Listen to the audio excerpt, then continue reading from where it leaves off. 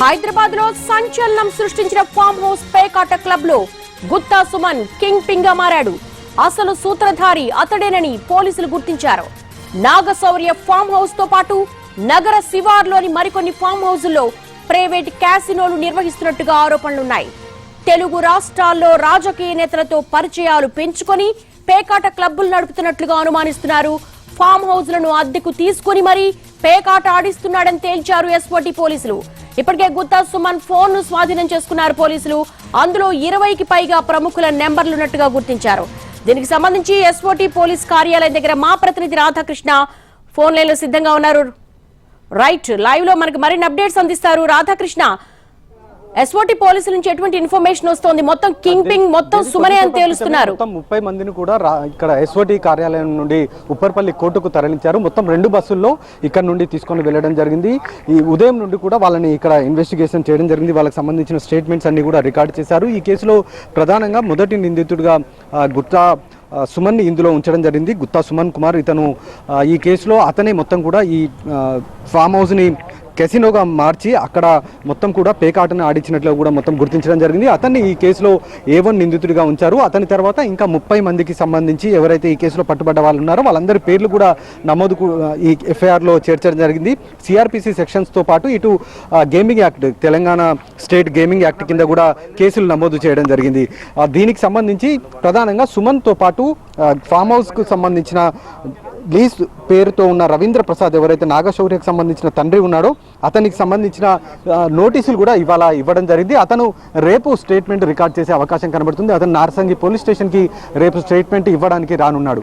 అతనికి అలాగే ఈ గుత్తా సుమన్కి ఉన్న సంబంధాలపైన కూడా ప్రధానంగా ఇవాళ సుమన్ని ఆరా తీయడం జరిగింది. ఎందుకంటే ఎంతకాలంగా ఈ దందా కొనసాగుతుందన్న దానికి సంబంధించి ప్రధానంగా పోలీసులు దృష్టి సారించారు. అలాగే అతనికి సంబంధించిన సెల్ ఫోన్లు కూడా సీజ్ చేయడం జరిగింది. కాబట్టి దాదాపు 31 సెల్ ఫోన్లు సీజ్ చేశారు. అందులో గుత్తా సుమన్కి సంబంధించిన సెల్ ఫోన్ కూడా ఉంది. ఆ సెల్ ఫోన్లో ఉన్న కాంటాక్ట్స్ నెంబర్ ఆధారంగా కూడా ఒకవైపు విచారణ కొనసాగుతుంది. అందులో ఉన్న నెంబర్స్ ఎవరెవరి అన్న దానికి సంబంధించి ఒకవైపు ఆరా తీస్తున్నారు. గత 24 నుంచి 48 గంటల మధ్యలో అతను గుత్తా సుమన్ ఎవరెవరితోటి మాట్లాడాడు అన్న దానికి సంబంధించి ప్రధానంగా పోలీసులు ఆరా తీస్తున్నారు. ఆ నెంబర్లు సేకరించారు. ఇప్పటికే వాటికి సంబంధించిన కాంటాక్ట్స్ నెంబర్ ఆధారంగా కొద్దిసేపటి క్రితమే దర్యాప్తు అధికారులు అతన్ని పిలిపించి ఆ నెంబర్లు ఎవరెవరి అన్న దానికి సంబంధించి కూడా అతని నుండి పూర్తి స్థాయిలో వివరాలు సేకరించడం జరిగింది. ప్రధానంగా గుత్తా సుమన్ ఒక ఛానల్కి డైరెక్టర్గా కూడా పనిచేశాడు. అలాగే 2017లో ఏపీలో ఉన్న పెదకాకాని పోలీస్ స్టేషన్లో కూడా అతని పైన ఒక భూ కబ్జా కేసు కూడా ఉంది. దీంతో పాటుగా ఇతను చాలామంది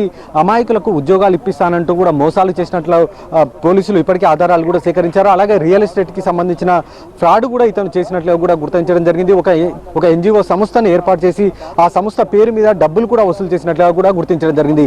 ఇతను ఏపీలో చాలా ఫామ్ హౌస్లు, తోటలలో ఈ పేకాటలను ఆడించడం జరిగింది. అక్కడ పోలీసుల నిఘా ఎక్కువ అవ్వడం, ఇతని పైన పోలీసులు ఇతని కోసం గాలిస్తున్న నేపథ్యంలో అతను పెదకాకాని నుండి నేరుగా అంటే ఏపీ నుండి నేరుగా అతను తెలంగాణకి మకం మార్చాడు. తెలంగాణలో ఈ విధంగా ఫామ్ హౌస్లు ప్రధానంగా శివారు ప్రాంతాల్లో వీకెండ్లలో ఎక్కువగా ఫామ్ హౌస్లని ఇతను అద్దెకు తీసుకోవడం, ఒక పార్టీ పేరు చెప్పడం, లేదా బర్త్డే పార్టీ కానీ ఇంకొక పార్టీ ఏదో ఒక పార్టీ పేరు చెప్పి ఆ ఫామ్ హౌస్లను అద్దెకు తీసుకోవడం, అక్కడ ఈ VIPలు, సెలబ్రిటీలు, కొంతమంది ఎవరైతే ప్రముఖులు ఉంటారో వీళ్ళందరికీ అక్కడికి పిలిపించి అక్కడ ఇతను ఒక కసినోనే ఏర్పాటు చేశాడు. ఆ ఫామ్ హౌస్ మొత్తం కూడా ఒక కసినోని తలపించే విధంగా ఉంటుంది. అక్కడ మొత్తం కూడా కాయిన్స్ కూడా కసినో కాయిన్స్ ఏవైతే రూపాయలకు సంబంధించి కలర్స్ తోటి ఉంటాయో coins, blue, red, green colours ఉంటాయి, వాటిని కూడా అతను తీసుకొని వస్తాడు. వాటిని అన్నిటిని కూడా నేరుగా నగదు కాకుండా ఈ కాయిన్స్ ద్వారా ఈ మొత్తం పేకాటను కూడా ఆడిస్తున్నట్లు కూడా దర్యాప్తు అధికారులు గుర్తించడం జరిగింది. నిన్న నాగశౌర్యకు సంబంధించి తండ్రి రవీంద్ర ప్రసాద్ లీజ్తో ఉన్న ఫామ్ హౌస్లో కూడా దానికి సంబంధించి 2 బాక్సుల కాయిన్స్ను కూడా స్వాధీనం కూడా చేసుకోవడం జరిగింది. కాబట్టి ఇది మొత్తం కూడా చాలా పకడ్బందీగా ఈయన ఎంతో కాలంగా ఈ పేకాట దందాన్ని కొనసాగిస్తున్నాడు. తెలంగాణలో పూర్తిగా పేకాటకు సంబంధించి రాష్ట్ర ప్రభుత్వం నిషేధం విధించినప్పటికీ ఇతను మాత్రం ఈ విధంగా ఫామ్ హౌస్లలో అడ్డదారులలో పోలీసుల నిఘా కనిపించకుండా అంటే నిఘాకు దొరకకుండా ఫామ్ హౌస్లలో ఈ విధంగా పేకాటను ఆడిపిస్తున్నట్లు కూడా గుర్తించడం జరిగింది. లక్షల రూపాయల్లో ఇతను ఈ పేకాటను ఆడిపిస్తూ చాలా మంది ప్రముఖుల చేతనే ఎక్కువగా ఆడిస్తున్నట్లు కూడా అధికారులు గుర్తించడం జరిగింది. నిన్న దొరికిన 30 మందిలో కూడా చాలా మంది రియల్టర్లు ఉన్నారు. అలాగే కొంతమంది ప్రముఖులు కూడా ఉన్నారు. ఇందులో మాజీ ఎమ్మెల్యే ఒక అతను కూడా ఉండడం జరిగింది. అలాగే రియల్ ఎస్టేట్ దానికి సంబంధించిన దాంట్లో ముద్దాల ప్రకాష్ అనే వ్యక్తి చాలా కాలంగా పోలీసులకు దొరకకుండా అబ్స్కాండింగ్ లో ఉన్న వ్యక్తి. అతను కూడా ఇప్పుడు ఈ కేసులో పేకాట ఆడుతూ దొరకడం జరిగింది. అతన్ని ప్రస్తుతం అయితే ఈ కేసులో కోర్టు ముందు ప్రొడ్యూస్ చేస్తున్నారు. ఒకవేళ కోర్టు బెయిల్ ఇస్తే మళ్ళీ అతన్ని పోలీసులు అరెస్ట్ చేసి మిగతా కేసులో అతనికి సంబంధించిన విచారణ ఒకవైపు కొనసాగించే అవకాశం ఉంది. మరొక వైపు ఈ గుత్తా సుమన్కి సంబంధించిన అంశంని చూస్తే మాత్రం ఇతని పైన ఇప్పటికే పలు రకాల అభియోగాలు ఉన్నాయి కాబట్టి వాటిని అన్నిటికీ సంబంధించి మరొకసారి అతనికి కస్టడీలోకి తీసుకునే అవకాశం అయితే కనబడుతుంది. ఇవాళ కోర్టుకు తరలించారు కాబట్టి కోర్టు అతనికి రిమాండ్ పంపిస్తుందా లేకపోతే బెయిల్ ఇస్తుందా అనేది వేచి చూడాల్సి ఉంది. ఒకవేళ బెయిల్ ఇస్తే అదుపులోకి తీసుకొని ఇంకా ఈ కేసులో విచారించే అవకాశం అయితే కనబడుతుంది. ప్రధానంగా ఈ ఫామ్ హౌస్ కి సంబంధించి అతను కేవలం నిన్న ఒక్కరోజే అద్దెకు తీసుకున్నాడా లేకపోతే ఇంత ముందుకు ఎప్పటి నుండి ఈ ఫామ్ హౌస్ ని అద్దెకు తీసుకొని ఈ విధంగా ఈ కెసినోని కొనసాగిస్తున్నాడు అనేది కూడా పోలీసులు ఇంకా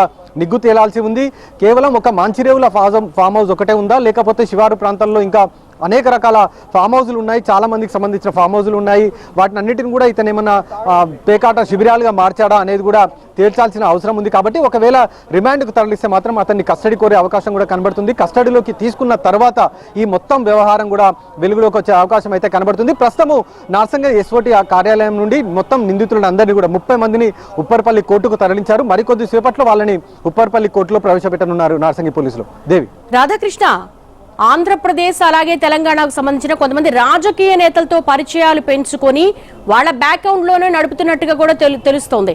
సో ఈ 20 మంది విఐపీలకు సంబంధించి ఇంట్రాగేషన్ లో మరింతమంది పొలిటీషియన్స్ పేర్స్ బయటకు వచ్చే అవకాశం ఉందా? ఖచ్చితంగా. ఎందుకంటే అతనికి సంబంధించిన సెల్ ఫోన్ లిస్టులో చాలా మందికి సంబంధించిన ప్రముఖుల పేర్లు ఉన్నట్లు కూడా పోలీసులు కూడా ఇప్పటికే నిర్ధారించారు. దానికి సంబంధించిన సెల్ ఫోన్ డాటాను కూడా సేకరించారు.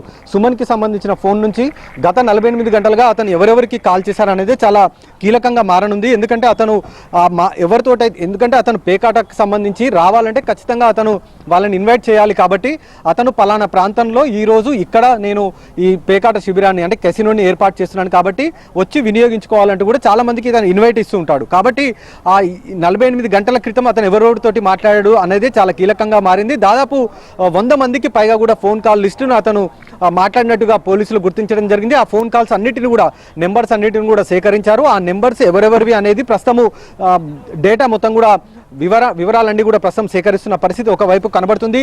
మరొక వైపు ఈ కేసులో ఇప్పటికే మాజీ ఎమ్మెల్యే కూడా అరెస్ట్ అయి ఉన్నాడు.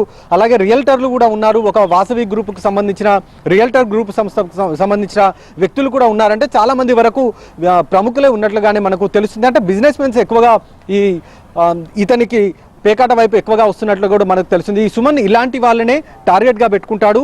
ఎవరైతే ప్రముఖులు ఉంటారో లేకపోతే రాజకీయ నాయకులు ఉంటారో లేకపోతే పలుకుబడి సొసైటీలో కలిగిన వారు ఉంటారో వాళ్ళందరినీ ఈ విధంగా ఒక కెసినోని ఏర్పాటు చేయడం, ఫామ్ హౌస్లో అన్ని తానే చూసుకుంటాను నేరుగా రావచ్చు అంటూ కూడా వాళ్ళకి మభ్యపెట్టి వాళ్ళని నేరుగా ఫామ్ హౌస్లలోకి తీసుకొని వచ్చి అక్కడ పేకాట ఆడిస్తున్నట్లు కూడా పోలీసులు గుర్తించడం జరిగింది. అలాగే ఇతను చాలామంది రాజకీయ నాయకులకు సంబంధించిన ఫోటోలు సెల్ఫీలు దిగడం, ఏపీ కావచ్చు ఇటు తెలంగాణ కావచ్చు దీనికి సంబంధించిన రాజకీయ నాయకులు కొంతమంది ప్రముఖులతోటి సెల్ఫీలు దిగడం, అలాగే కొంతమంది అమాయకులకు ఉద్యోగాలు ఇప్పిస్తానంటూ కూడా ఈ ఫోటోలను చూపించి మోసాలకు పాల్పడినట్లు కూడా అధికారులు గుర్తించారు. కాబట్టి ఇంకా ఈ కేసుకు సంబంధించిన మొత్తం విచారణ ముగిసిన తర్వాత మళ్ళీ అతన్ని కస్టడీలోకి తీసుకొని అతను చేసిన మోసాలకు సంబంధించి మిగిలిన కేసులను కూడా వెలుగులోకి తీసుకొచ్చే అవకాశం అయితే కనబడుతుంది.